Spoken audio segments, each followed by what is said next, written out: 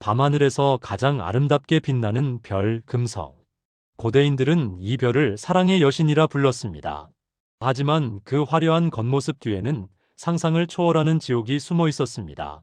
섭씨 460도의 살인적 열기, 지구의 92배에 달하는 압력, 그리고 황산비가 쏟아지는 독가스 행성.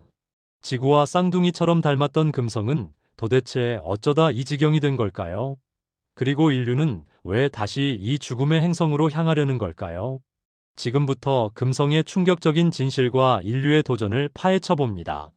아름다운 지옥, 금성 이야기가 시작됩니다. 여기서 잠깐 더 많은 이야기와 재미있는 콘텐츠를 놓치지 않으시려면 지금 바로 구독과 알림 설정을 해주세요. 여러분의 관심이 저희 채널에게 큰 힘이 됩니다.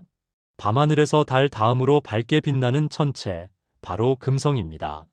해가 뜨기 직전 동쪽 하늘에서 또는 해가 진 직후 서쪽 하늘에서 유독 반짝이는 이 별은 인류 역사 내내 경외와 사랑의 대상이었습니다. 고대 바빌로니아인들은 기원전 1600년경부터 금성의 움직임을 점토판에 기록했고 이 별을 사랑과 전쟁의 여신 이슈타르와 동일시했습니다. 아침에 보이면 전쟁의 신, 저녁에 보이면 사랑의 신으로 여겼던 겁니다. 로마인들은 이 별에 미의 여신 비너스라는 이름을 붙였고 그리스인들은 아침의 별을 포스포로스, 저녁의 별을 헤스페로스라 불렀습니다. 재미있게도 이들은 한참 뒤에야 둘이 같은 별임을 깨달았죠. 마야 문명에서 금성은 깃털 달린 뱀의 신 케찰코아틀과 연결되었고 금성의 584일 주기는 그들의 달력과 의식체계의 핵심이었습니다. 전쟁을 선포하는 날짜조차 금성의 위치에 따라 결정했을 정도입니다. 중국에서는 태백성이라 불렀고 오행사상에서 서쪽과 금을 상징하는 별로 여겼습니다. 이처럼 지구상 거의 모든 고대 문명이 금성에 특별한 의미를 부여했던 이유는 단 하나, 그 압도적인 밝기 때문이었습니다. 금성의 겉보기 등급은 최대 -4.9에 달합니다. 이는 밤하늘에서 가장 밝은 항성인 시리우스보다 무려 15배나 밝은 수치입니다. 심지어 조건이 좋으면 대낮에도 맨눈으로 관측이 가능할 정도죠. 금성이 이토록 밝게 보이는 비밀은 두 가지입니다. 첫째, 지구에서 가장 가까이 접근하는 행성이라는 점입니다. 최소 거리는 약 3,800만 킬로미터로 화성보다도 훨씬 가깝습니다. 둘째, 반사율이 어마어마하다는 겁니다. 금성 대기를 둘러싼 황산 구름층은 태양빛의 75%를 반사합니다. 지구의 반사율이 30% 정도인 것과 비교하면 거의 거울 수준이죠. 17세기 초 갈릴레오 갈릴레이가 망원경으로 금성을 관측하면서 인류는 충격적인 발견을 하게 됩니다. 금성이 달처럼 차고 기우는 위상 변화를 보인다는 사실이었습니다. 이는 금성이 지구가 아닌 태양 주위를 돈다는 결정적 증거였고 천동설을 무너뜨리는 핵심 관측 자료가 되었습니다. 18세기에는 금성의 대기가 발견되었습니다. 1761년 금성이 태양 앞을 지나가는 일식 현상을 관측하던 러시아 천문학자 로모노소프는 태양빛이 금성 가장자리에서 휘어지는 모습을 보고 대기의 존재를 확신했습니다. 20세기 초반까지만 해도 과학자들은 금성을 낭만적으로 상상했습니다. 두꺼운 구름에 가려진 표면은 분명 물로 뒤덮인 열대 세계이거나 원시 생명체가 우글거리는 습지일 거라고 믿었죠. 금성이 지구와 크기도 비슷하고 질량도 지구의 81% 수준이라는 사실이 이런 환상을 부채질했습니다. 하지만 1960년대 들어 전파 망원경 관측이 시작되면서 상황은 급변합니다. 금성 표면 온도가 섭씨 400도를 넘는다는 충격적인 데이터가 나온 겁니다. 아름다운 샛별은 사실 지옥 그 자체였던 것이죠. 1970년 12월 15일 소련의 베네라 7호가 인류 역사상 최초로 금성 표면 착륙에 성공했습니다. 착륙 후 고작 23분간 신호를 보낸 뒤 영원히 침묵했지만 그 짧은 시간 동안 보내온 데이터는 과학계를 경악시켰습니다. 표면 온도 섭씨 475도, 대기압 지구의 92배. 이는 지구 바다 수심 900m에 해당하는 압력입니다. 금성은 태양계에서 가장 뜨거운 행성이었고 태양에 더 가까운 수성보다도 훨씬 지독한 환경을 자랑했습니다. 금성의 대기는 96.5%가 이산화탄소입니다. 나머지는 대부분 질소이고 미량의 이산화황과 수증기가 섞여 있죠. 문제는 고도 50km에서 70km 사이에 형성된 구름층입니다. 이 구름은 물방울이 아닙니다. 진한 황산 방울로 이루어져 있습니다. 농도가 무려 75%에서 85%에 달하는 배터리 액체보다 독한 황산비가 끊임없이 내립니다. 다행히 이 황산비는 표면에 도달하기 전에 고온으로 증발해버리지만 대기 중층은 말 그대로 황산 안개로 가득 찬 독가스 지대입니다. 금성의 하루는 지구 시간으로 243일입니다. 놀랍게도 금성이 태양을 한 바퀴 도는데 걸리는 시간인 225일보다 깁니다. 즉, 금성에서는 1년보다 하루가 더 긴 기묘한 상황이 벌어지는 겁니다. 게다가 금성은 태양계에서 유일하게 자전 방향이 역방향입니다. 금성에 서 있다면 태양은 서쪽에서 떠서 동쪽으로 집니다. 물론 두꺼운 구름 때문에 태양을 직접 볼 수는 없겠지만요. 표면에서의 밝기는 지구의 흐린 날 정도로 주황빛 음울한 황혼이 영원히 지속되는 분위기입니다.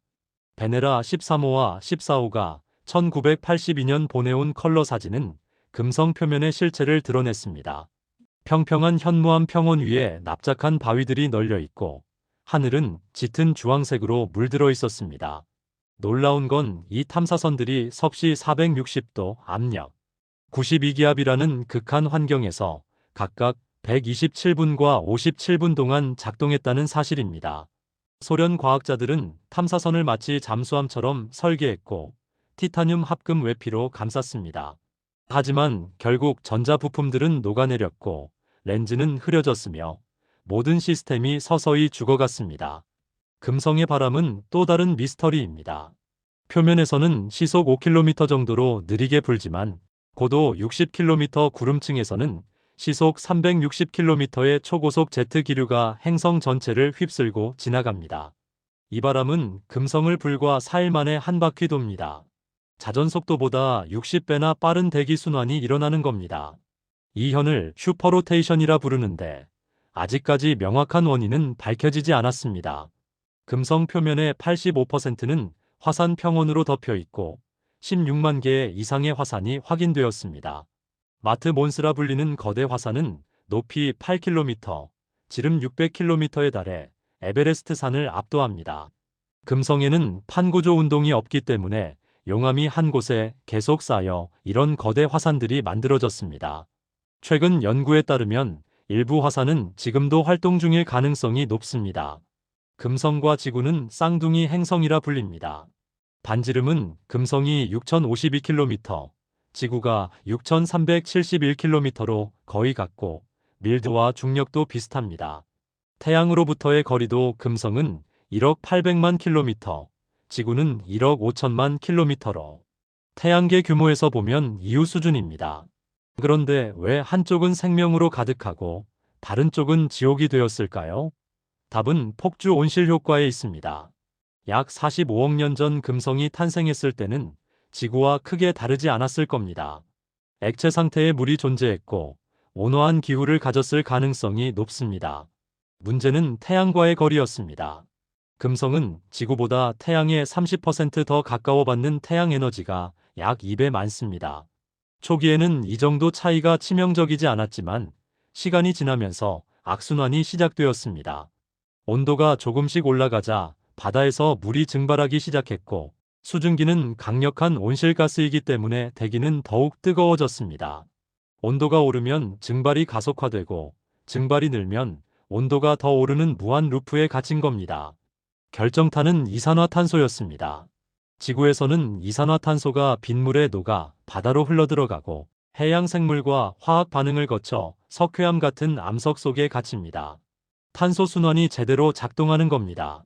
하지만 금성에서는 바다가 완전히 증발해버렸고 이산화탄소를 가둘 방법이 사라졌습니다. 화산 활동으로 방출된 이산화탄소는 대기에 계속 쌓였고 농도는 점점 치솟았습니다. 현재 금성 대기의 이산화탄소 총량을 지구 기준으로 환산하면 기압이 92배인 이유가 바로 이겁니다. 지구의 모든 석회암과 화석 연료 속 탄소를 한꺼번에 대기로 방출한 것과 같은 상태입니다. 온실 효과가 극단으로 치달으면서 금성의 온도는 섭씨 수백 도까지 치솟았습니다. 이 과정에서 금성은 물을 완전히 잃었습니다. 고층 대기까지 올라간 수증기는 자외선에 의해 수소와 산소로 분해되었고, 가벼운 수소는 우주 공간으로 날아가 버렸습니다. 금성 대기에 남은 물의 양은 지구 바다의 10만 분의 1도 안 됩니다. 사실상 완전히 건조한 행성이 된 겁니다. 만약 금성의 모든 수증기를 모아 표면에 뿌린다 해도 겨우 3cm 깊이의 물웅덩이밖에 만들 수 없습니다. 자기장의 부재도 금성의 운명을 가속화했습니다. 지구는 활발한 핵대류 덕분에 강한 자기장을 생성하고, 이 자기장이 태양풍으로부터 대기를 보호합니다. 금성에는 자기장이 거의 없습니다. 자전이 너무 느려 핵대류가 자기장을 만들어낼 만큼 충분하지 않기 때문입니다. 태양풍은 금성 대기를 직접 때리며 조금씩 깎아냈고, 특히 가벼운 수소는 우주로 쉽게 탈출했습니다. 나사의 메이븐 탐사선이 금성 주변에서 관측한 결과 지금도 매초 수백 그램의 대기가 우주로 새어나가고 있습니다. 흥미로운 건 금성이 과거에 역전된 적이 있을 수 있다는 가설입니다. 일부 과학자들은 금성이 원래 정상적으로 자전했지만 대기가 너무 두꺼워지면서 조성 마찰과 대기 조류가 자전을 서서히 늦추고 결국 역전시켰다고 주장합니다. 컴퓨터 시뮬레이션에 따르면 금성 같은 환경에서는 수억 년에 걸쳐 이런 일이 충분히 가능하다고 합니다. 금성은 단순히 불운한 행성이 아니라 기후 시스템이 임계점을 넘으면 어떤 파국이 벌어지는지 보여주는 살아있는 경고입니다. 지구온난화 연구자들이 금성을 주목하는 이유도 바로 여기에 있습니다. 금성 탐사의 역사는 도전과 실패, 그리고 집념의 연속이었습니다. 1961년 소련의 베네라 1호를 시작으로 인류는 40회 이상 금성에 탐사선을 보냈습니다. 초기 시도들은 대부분 참담하게 실패했죠. 미국의 마리너 1호는 발사 직후 폭발했고, 베네라 초기 모델들은 금성 대기권에 진입하자마자 산산조각 났습니다. 당시 과학자들은 금성 표면 환경을 너무 과소평가했던 겁니다. 하지만 소련은 포기하지 않았습니다. 탐사선 설계를 거듭 개선하며 1970년 베네라 7호로 최초 착륙에 성공했고, 1975년 베네라 9호는 인류 역사상 처음으로 금성 표면 사진을 전송했습니다.